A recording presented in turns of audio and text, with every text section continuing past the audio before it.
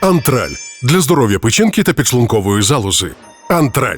Фахівці Головного управління розвідки Міноборони України сьогодні, в п'ятницю, 3 травня, здійснюють масштабну кібератаку на інтернет-провайдери та оператори мобільного зв'язку в Татарстані. Про це повідомляють джерела 24 каналу в Головному управлінні розвідки.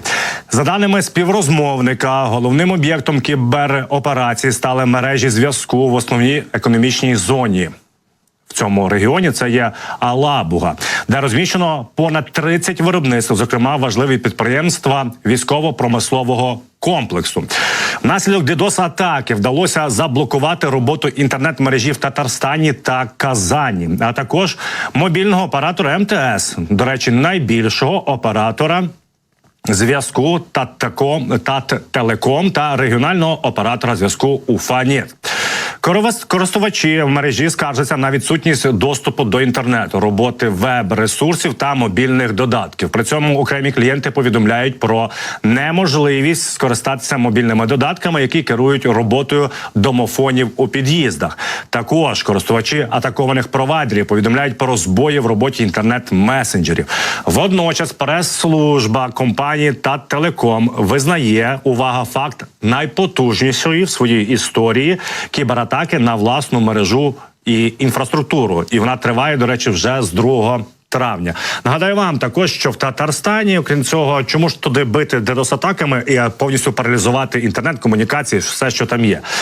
Тому що ви прекрасно знаєте, що в Татарстані є завод по збиранню і виробництву так званих дронів, оцих от шахедів 131, 136. Ну, росіяни їх називають Грань-2, просто беруть всі комплектуючі з Ірану, збирають їх там і підписують їх як Грань-2. Так от там вони їх збирають, неодноразово ми вам про це повідомляли. Були атаки Головного управління розвідки саме на цей комплекс, де збирають ці безпілотники. От тепер є інший удар, і він паралізовує цю всю роботу. Знову ж таки, нагадаю, що в Татарстані є величезна кількість саме промисловості, яка працює на війну. Та й мало промисловості в Росії, відверто кажучи, яка не працює на вторгнення. Тобто вони намагаються повністю все поставити на військові рейки. Тому удар по Татарстану саме таким чином, як кажуть самі представники компанії Таттелеком, є найпотужнішим в історії. Я дуже сподіваюся, що це на тривалий термін, серйозний термін виведе всі комунікації в цьому регіоні, аби як мінімум унеможливити збирання цих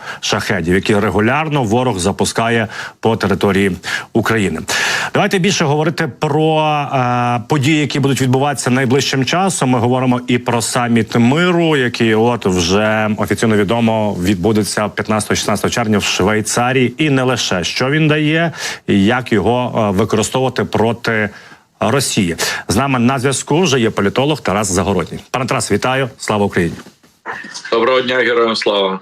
Першочергова, пане Тарас, мета саміту миру, де має бути представлено орієнтовно 100 країн світу. Що можна там декларувати, що ми можемо в підсумку почути, і який це має вплив безпосередньо на дії Росії в Україні? Ну, це дипломатична рамка, яка, до речі, проголосована вже в ООН, так, яка містить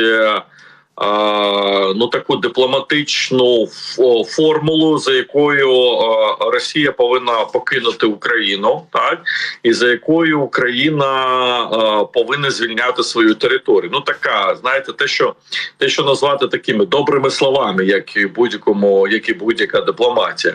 А далі вступають в дію вже пістолет, тобто вже дії безпосередньо української армії, яка і в тому числі наших партнерів, які допомагають Україні, для того, щоб реалізувати ці добрі слова вже в фактичне життя. Пане Тарасе, а якщо говорити про слова міністра закордонних справ Дмитра Кулеби, що цей саміт миру потенційно може згодом дозволяти нам вести перемовини з країною-агресором? Ну, дивіться, по-перше, там трохи не так була фраза сказана, там вже було вказано, там трохи інший був контекст. Але, це такі дипломатичні реверанси теж напередодні цього саміту, тому що ж Росія активно зараз нав'язує скрізь думку, що це Україна не хоче миру, а Росія так хоче миру, що їсти не може Ну, це такі дипломатичні реверанси. Ну, добре, ми теж готові до якихось перемовин, але тут питання в тому, чи готова Росія до якихось перемовин реально. Тому я поки що в це не вірю.